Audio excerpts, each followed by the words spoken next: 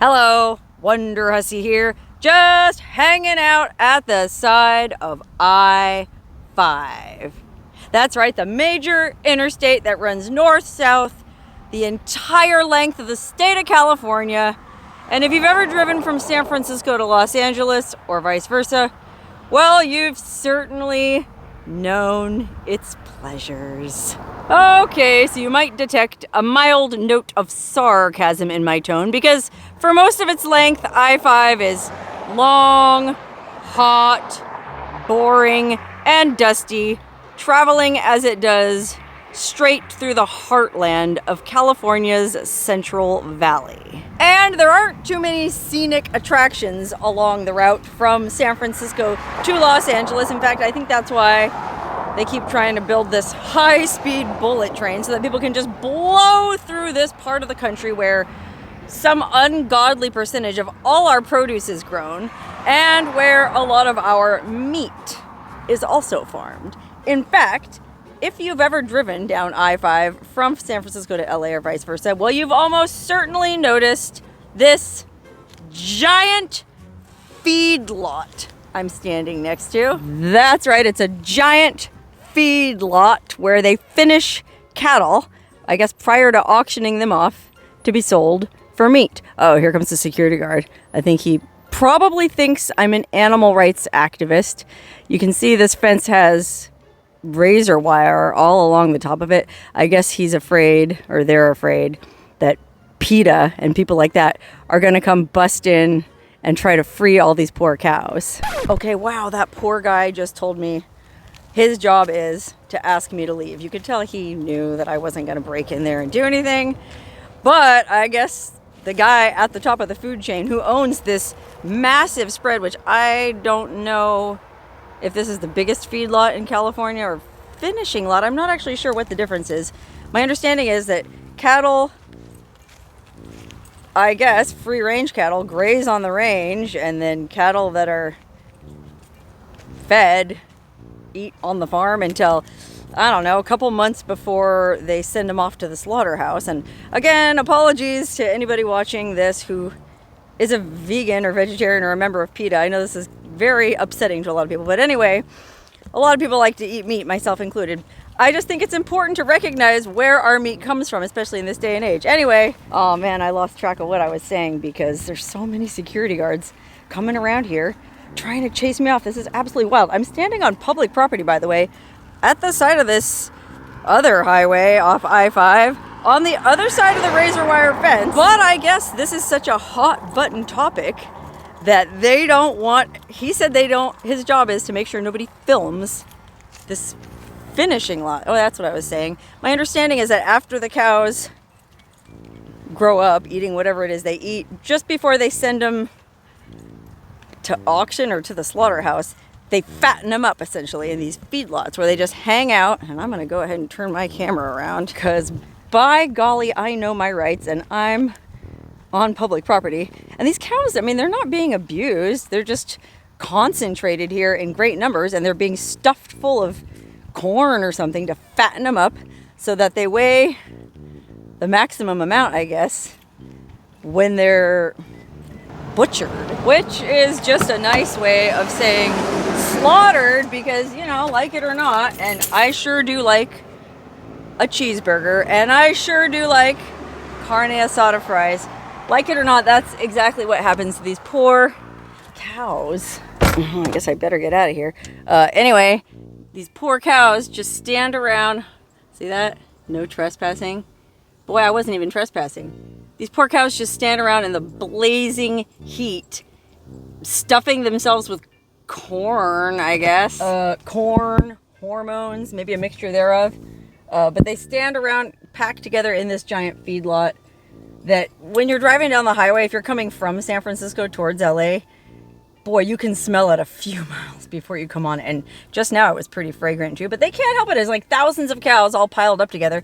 And again, I'm not accusing the fine people at Harris Ranch of abusing these cows. They seem like they're as well cared for as any cow that is husbanded in our modern age. But it does, you know, when you get that many cows together, it does kind of smell stinky. And so when you're driving down the highway, you're like, oh God, what's that smell? And then you look out the window and you see thousands and thousands of cows standing in this blazing, broiling, hot feedlot, and you go, oh no, how can animals possibly be treated like this? Oh my God, I'm never eating meat again. In fact, I have this one friend who calls it Cowschwitz, which I have to admit, I did think was kind of a funny joke, off-color joke, because it is kind of like a giant concentration camp for cows. Now, I'm not here to argue the ethics of meat eating. Like I said, I am a meat eater, but at the same time, I think it's important for us meat eaters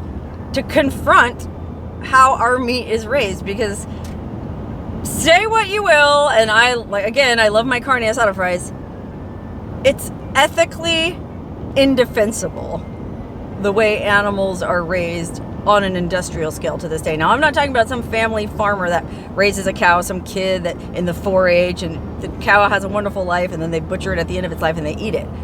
I mean, that's just kind of like the way of the animal kingdom, right? We all eat each other, or most of us eat each other, and no, I'm not talking about that, don't be dirty. Anyway, I'm just saying that it's kind of the way of nature for predators to eat prey, and for better or for worse, humans are predators, and I guess cows are our prey. All I'm saying is the way things have developed on this massive industrial scale is pretty screwed up. Like the family farmer's cow and the 4-H kid's cow probably has a much better life than any one of these cows that is raised in these giant, well, on these giant ranches and in these giant feedlots. And then the way they're, I'm just gonna say slaughtered, is pretty friggin' grim. Unfortunately, I know they would never let me into a slaughterhouse with my camera, and would I want to go into a slaughterhouse with my camera? I feel like if I did, maybe I really wouldn't ever eat meat again. But on the other hand, maybe I still would eat meat again, because the very next exit after you pass that hot, dry, stinky, depressing feedlot that makes your heart bleed for the cows and you swear you would never eat meat again, well, you come upon this giant steakhouse. Ooh, and barbecue. See what I mean? The human memory is so short. Or maybe that's just my memory, but I have a feeling it's my memory, your memory, and everybody who's watching this video's memory, with the exception of you vegans and vegetarians out there, of which I know there are quite a few. I got a pretty nasty email a while back because I ate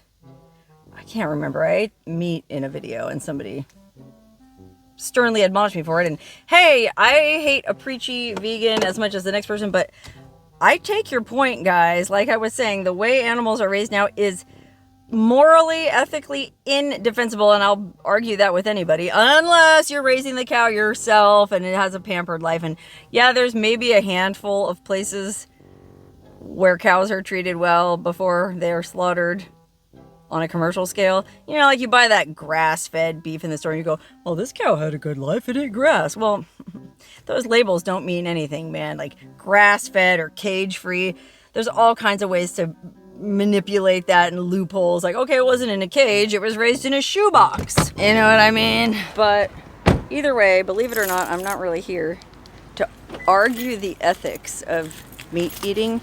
I'm just here because I'm fascinated by man's ability to compartmentalize, okay? We just left that feedlot, I don't know, 3 minutes ago, and here we are at this beautiful colonial mission style Spanish ranch building that I guess is home to the Harris Ranch Resort. That's right, this isn't just a steakhouse and a barbecue joint, it's a whole resort. I guess there's a hotel with a swimming pool, and you know, to be honest, I thought about booking a room here and staying the night to make this video, because I thought it would be really interesting to face behind the scenes back there and then come here and wallow in luxury and eat a big fat steak and just kind of wallow in my own hypocrisy, so to speak. I mean, I strive not to be one of those preachy people, because let he who is without sin cast the first stone, right? Well, I am certainly not without sin in many ways, but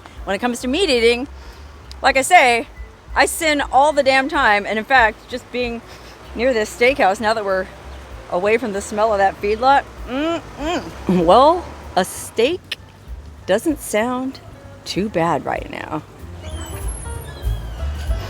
Oh my God, it sure does smell delicious in here. Oh, look at that. They got a gift shop where you can buy all kinds of Harris Ranch souvenirs. Oh, you can even buy cow hides. Look at that. Up on the walls there, you can buy the skins of some of those poor cows that we just saw out in the feedlot, as well as boots made out of them. Anyway, if the reviews on Google are anything to be believed, this is supposed to be a really good steakhouse. Oh wow, look, here's some of the cuts of beef you could enjoy if you came here for lunch or dinner. How about that T-bone? I'm not much for a T-bone. I'm actually more of a filet gal myself. I don't like fat, and so I usually go with the little petite filet, like an 8-ounce filet, which I'm sure they make a really good one in here. Look, here's the steakhouse. Oh look, here's the menu. Let's check out the prices. Prime Steakhouse. Let's see what they want for a delicious, juicy steak. Oh, well, a burger is $30. Dang, I guess ranching ain't cheap. Well, it's $30 for a burger. I hate to see what they charge for a steak. Oh my God, look at that Wagyu ribeye, $99. Oh, my 8-ounce filet, $70. Holy cannoli. I guess either I'm out of touch or inflation has gotten way out of control. $100 for a steak, $70 for an 8-ounce filet. Now, as good as having a steak sounds right now, despite what I just saw at the feedlot, I don't want to spend that kind of money. I guess I'm one of those bleeding heart animal lovers that you have to hit me in my pocketbook for anything to make a difference. But no, rather than just go to a grocery store and buy a box of mushrooms and eat it, I'm not gonna lie, I still kind of want some beef.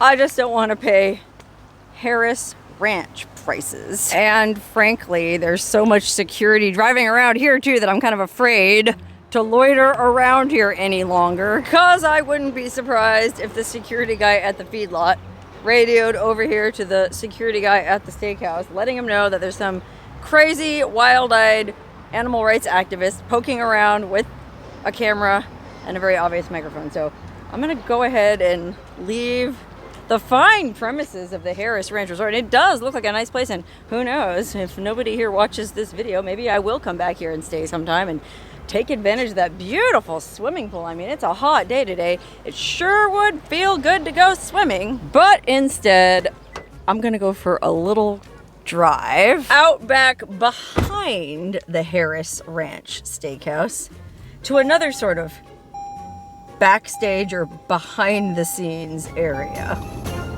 Okay, this is the little town of Huron, California, which has the distinction of being the poorest city in the entire state of California. That's right, the poorest city. I think it's over 95% Hispanic, and it has a nickname, Knife Fight City.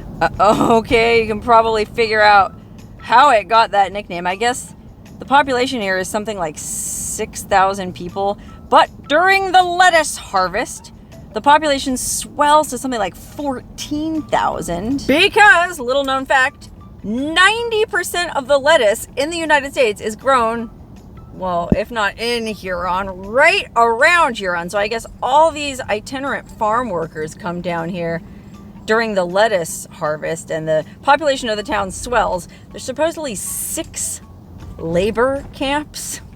Boy, talk about Cowschwitz.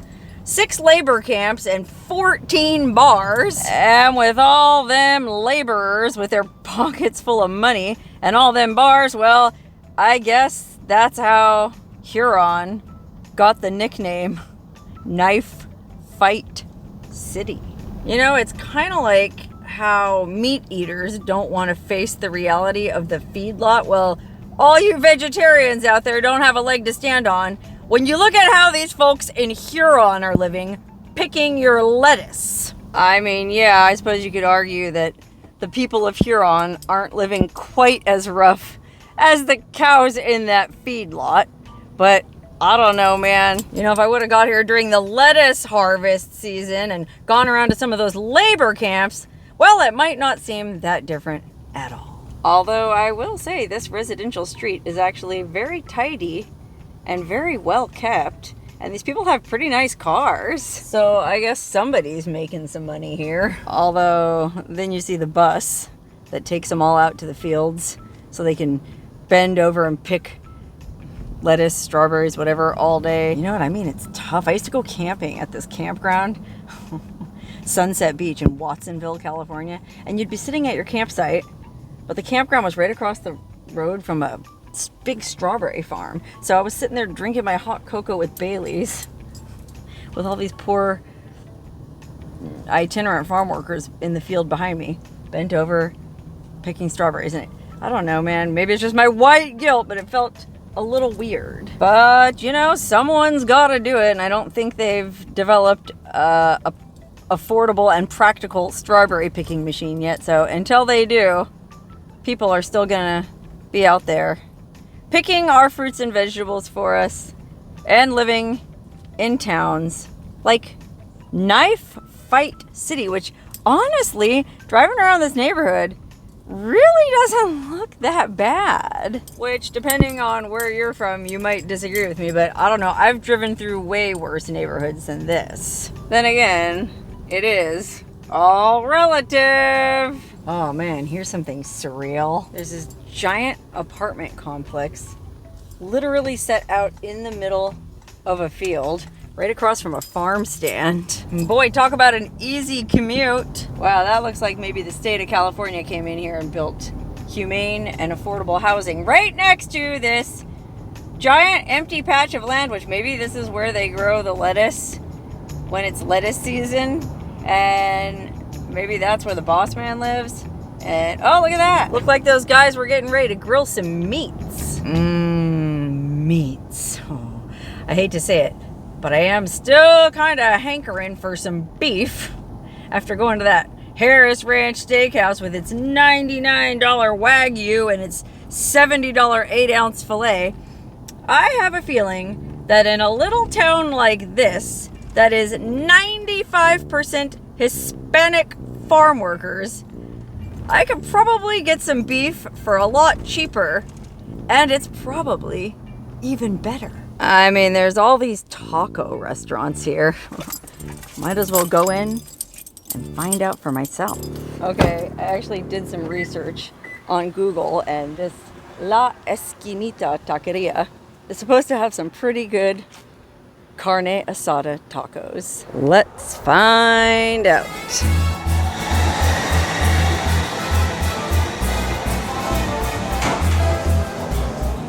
Oh, yum, look at that. Asada tacos. Yum, look at that asada. Gracias, señor. How about that, man? $3 a piece. Way better deal than the Harris Ranch Steakhouse.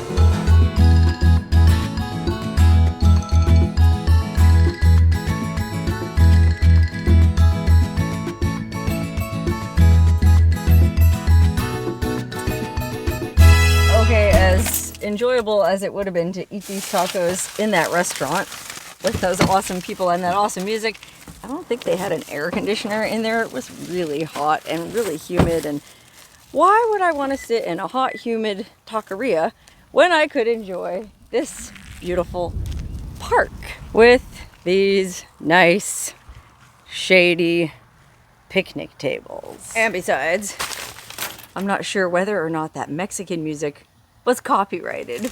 And moreover, I didn't want to freak everybody out by filming in these heightened times with ICE on the rampage, deporting everybody left and right. Well, in a town like this, kind of seems a little weird to be walking around with a camera. Anyway, look at these tacos.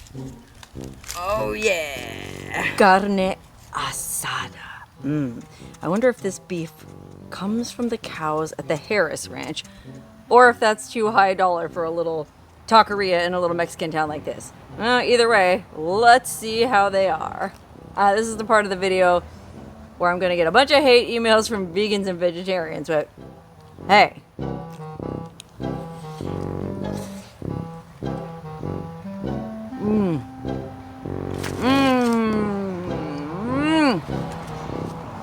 Wow.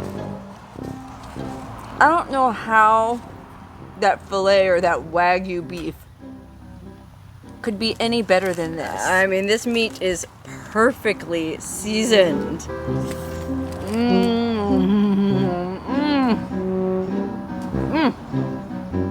Delicioso. Wow, no kidding. These tacos are definitely worth getting off the interstate for. You know, if you limit yourself to the offerings at the truck stops along I-5, well, then you're just gonna get stuck eating Taco Bell or Del Taco, or maybe, if you're lucky, Baja Fresh.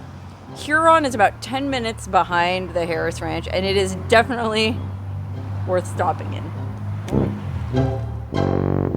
Okay, but how about those poor cows in that feedlot? Okay, I'll be honest with you. I wanted to drive back to that feedlot and look those poor cows in the eye after filling my belly with their delicious brethren, but I was afraid that guy was going to hassle me again. And I know that I was perfectly within my legal rights to be on a public road filming something that's visible from a public road.